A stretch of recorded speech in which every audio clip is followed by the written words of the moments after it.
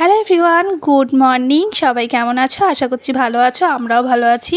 তো আজকে না তোমাদেরকে একটা জিনিস বানিয়ে দেখাবো। রবিবার দিনকে মায়ের বাড়িতে জামাই ষষ্ঠী খেতে গিয়েছিলাম। মা বেশ খানিকটা আম পাঠিয়ে দিয়েছিল। তো আমগুলো না অবস্থা ঠিক ভালো ছিল না, একদম গলা মতন হয়ে গিয়েছিলো। আসলে 5 কিলো আম একসাথে নিয়ে এসছে মালদা থেকে, আর যেগুলো নিচের দিকে ছিল না সেগুলো সব গলে মতন যাচ্ছিলো।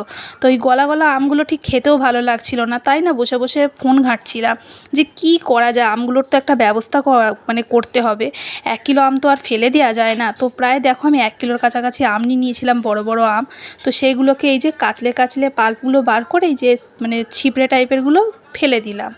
দিয়ে এই যে একটু শুকনো লঙ্কা আর একটু জিরে কড়াইতে ভালো করে শুকনো করে ভেজে নিয়ে সেগুলোকে গুঁড়ো করে রাখলাম।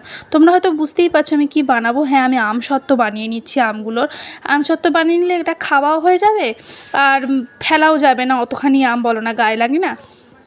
তো দেখো জিরে শুকনো লঙ্কাটা ভেজে নিয়েছি, নিয়ে ওই কড়াটাতেই এই যে আমের পাল্পটা দিয়ে দিলাম। দিয়ে বেশ খানিকক্ষণ নাড়িয়ে একটু চিনি দিয়ে দিলাম। বেশ গাঢ় গাঢ় মতন হয়ে আসবে যখন, তখন এটা নাবিয়ে নেবো। ওই জিরে শুকনো লঙ্কা ভাজা যে গুঁড়োটা করে রেখেছি ওই মশলাটা দেবো, দিয়ে নাবিয়ে নেবো। আর একটা থালার মধ্যে না বেশ ভালো করে আমি তেলও বুলিয়ে নিয়েছি।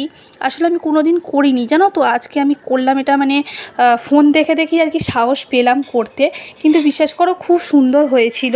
আমি ভাবিনি যে এতটা সুন্দর হবে। এই দেখো আঁচ করতে করতে মানে জাল দিতে দিতে বেশ গাঢ় মতন হয়ে গেছে। আমের এইভাবে গলা আমি অনেক কিছু আমি এর আগেও করেছি। এর আগে আমি আইসক্রিম বানিয়েছিলাম, আম দিয়ে কেকও বানিয়েছিলাম, কিন্তু এই আমসত্ত্বটা ফার্স্ট টাইম বানাচ্ছি। তো আমটা মোটামুটি আমার হয়ে গেছে। ও ভাজা মশলাটাও আমি ওর মধ্যে দিয়ে দিয়েছি। এই যে তেল মাখিয়ে রেখেছিলাম দুখানা থালার মধ্যে, তার মধ্যে এই যে ঢেলে এখন এটা মানে রোদ্দুরে দেবো। আর যেদিনকার আমি করেছি বিশ্বাস করে একদম আকাশে রোদ নেই, হালকা হালকা মতন ওয়েদারে। দেখো মেঘলা মেঘলা আকাশের ওয়েদার, রোদও নেই। প্রায় 9টা-10টার দিকে আমি রোদ্দুরে দিয়েছি। তারপরে হালকা পাতলা রোদ খেয়েছে, বেশি রোদ মানে ওই দিনে পাইনি। 2-3 দিন পরে ভালো রোদ এসেছিলো। এই যে দেখো ভালো রোদ খেয়েছে। আর আমসত্ত্বটা তোমরা বললে বিশ্বাস করতে পারবে না, দারুণ হয়েছে জানো। আমি ভাবিনি যে এতটা সুন্দর হবে। তো এই যে দেখো পরের মানে আরও 2 দিন রোদ খাওয়ানোর পরে এই অবস্থা আমসত্ত্বগুলোর দেখো। তো এখন পুরো কমপ্লিট হয়ে গেছে। ধার থেকে না আমার ছেলেকে মানে কেটে দিচ্ছিলাম, দেখলাম ভালো সুন্দর হয়েছে বলে তোমাদেরকেও একটু ভালো করে দেখিয়ে দিলাম।